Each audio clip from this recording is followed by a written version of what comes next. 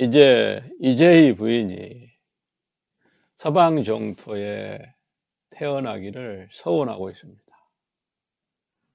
그러면서 서방 정토에 태어나는 방법과 길을 일러달라. 석가세존에게 간청을 합니다. 그러자 석가세존께서 이재희 부인에게 말합니다. 그대는 아는가? 아미타불은 이곳에서 멀지 않는 곳에 계시느니라. 이곳에서 멀지 않는 곳에 계신다고 하는 것은 너의 자리에서 지금 현재 너의 여건과 상황 속에서 조금만 추스리면 그곳에 이룰 수 있다. 이런 얘기를 하고 있는 거죠. 너는 마땅히 생각을 집중하여 청정한 업으로 이루어진 저 국토를 자세히 간하여라. 원래 이 생각을 집중하여 이렇게 여기는 표현하고 있는데 번역을 하고 있는데 개념, 생각을 묶어두라 이런 얘기죠. 그러니까 항상 마음을 잘 단속해서 지금 해야 할 바에 혼신을 다해라 이런 의미죠. 청정한 업으로 저 국토는 이루어졌다 이런 얘기를 해요. 앞에서도 얘기했었죠. 그러면 청정한 업이란 게 뭘까? 뒤에 나옵니다. 내가 지금 그대를 위해서 많은 비유로서 자세히 말해주리라. 이러한 이치와 도리를 많은 비유를 들어서 얘기해 주겠다.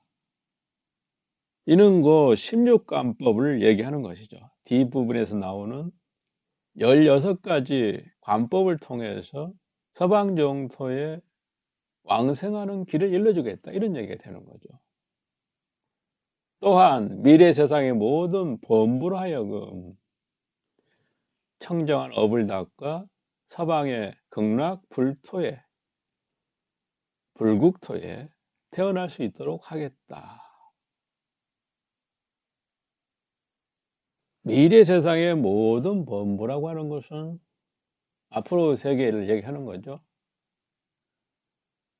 즉 석가세존께서 열반하신 이후에 그 미래 세계의 중생들이다. 범부들이다. 여기서 범부라고 하는 것은 성인의 반대말이죠. 범부라고 하는 것은 번뇌를 끊을 수 있는 역량이 못된 중생을 범부라고 합니다. 다만 번뇌를 눌러놓을 수는 있어도 끊을 수는 없다. 그렇기 때문에 범부라고 하는 겁니다. 성인에 이르러서는 이미 내가 공하고 나라고 하는 것은 실체가 없다는 걸 알기 때문에 기본적으로 나라는 번뇌를 끊을 수가 있어요. 확 끊는 거죠. 끊는다는 것은 말 그대로 끈이 뚝 끊어져서 더 이상 연결되고 이어지지 않는다. 그런 말이죠.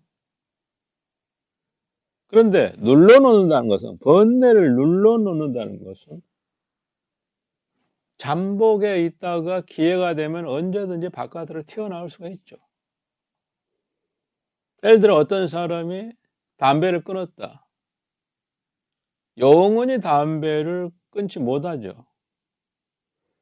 언제든지 기회가 되면 다시 담배를 피울 수가 있는 거죠. 그와 같이 끊어진 것처럼 보여도 다시 여건이 조성이 되고 인연이 때가 오면은 다시 일어날 수 있는 것을 우리는 번뇌를 끊었다고 얘기하는 것이 아니라 번뇌가 잠복해 있다.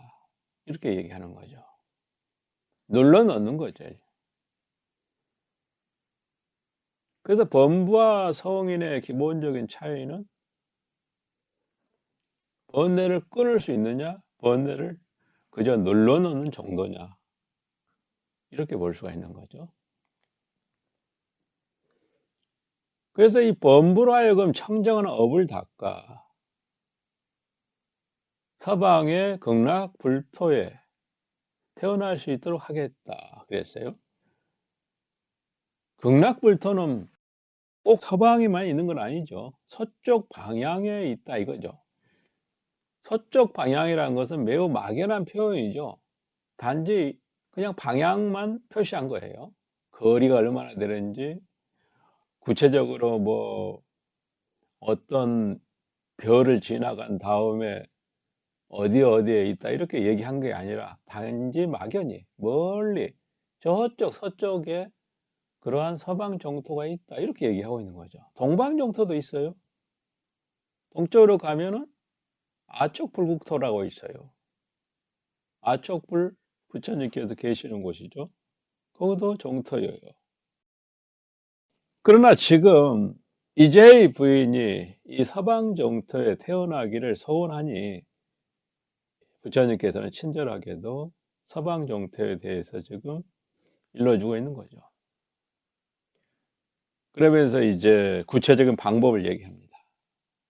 저 국토에 태어나고 싶다면 마땅히 세 가지 복을 닦아야 된다. 이렇게 얘기를 하고 있어요. 무엇이 세 가지 복인가? 첫째는 효도하고 부모를 봉양하고 스승을 받들어 모시고 자비로운 마음으로 살생하지 않고 십선업을 닦는 것이다. 이렇게 얘기하고 있어요. 효도하고 부모를 받든다는 것은, 부모라는 것은 이 몸을 낳아준 분이죠. 결국 이 몸의 뿌리에 해당되는 거죠. 근원에 해당되는 거죠. 부모의 부모, 부모의 부모, 부모의 부모 역시 이 몸에 있어서는 아주 근원적인 존재들입니다. 스승을 받들어 모신다는 것은 이 마음의 뿌리이고 근원이죠. 마음에 있어서 역시 부모에 해당되는 거죠. 그래서 몸과 마음의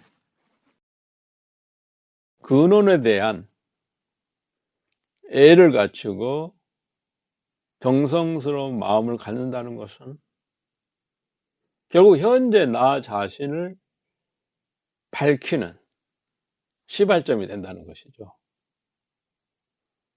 만약에 부모를 무시하고 스승을 무시하고 등을 돌린다면 자기 자신 역시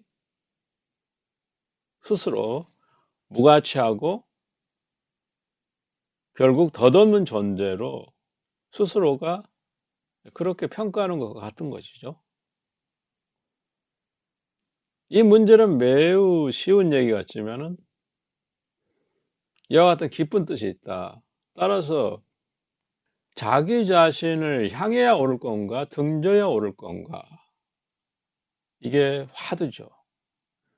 만약에 부모를 공양하는 마음이 없고 스승을 공경하는 마음이 없다면 이미 자기 자신조차도 등지고 있는 것이죠. 반대로 부모를 공양하고 스승을 받는 것에 혼신을 다한다는 것은 자기 자신을 끊임없이 캐간다는 거죠. 나는 무엇인가? 나는 누구인가? 나는 어디서 왔는가?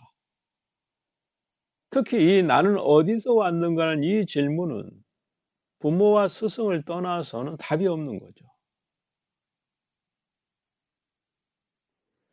나라고 하는 문제는 매우 중요한 겁니다.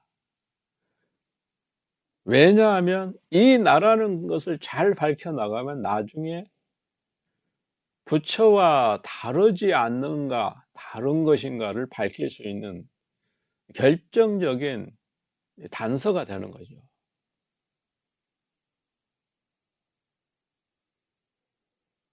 그래서 이 나를 소중히 여긴다면 이 나에 집착하지도 않고 그렇다고 이 나를 멸시하지도 않고 이 나에 대해서 참으로 그 실체를 밝히고 싶다면 이 나의 육체적이고 정신적인 그 뿌리부터 애를 갖추고 공경하고 받드는 자세를 갖는다는 것은 수행자에게 있어서는 매우 기본적이다, 이런 얘기가 되는 거죠. 자비로운 마음으로 살생하지 않고, 자비로운 마음으로 살생하지 않는다는 이 말도 매우 중요합니다. 만약에 수행자가 공부를 하다 보면은 일체가 다 공하다 이렇게 알게 되면은, 그리고 자기 스스로의 번뇌가 다 하게 되면 오히려 쉽게, 아주 간단하게, 서슴없이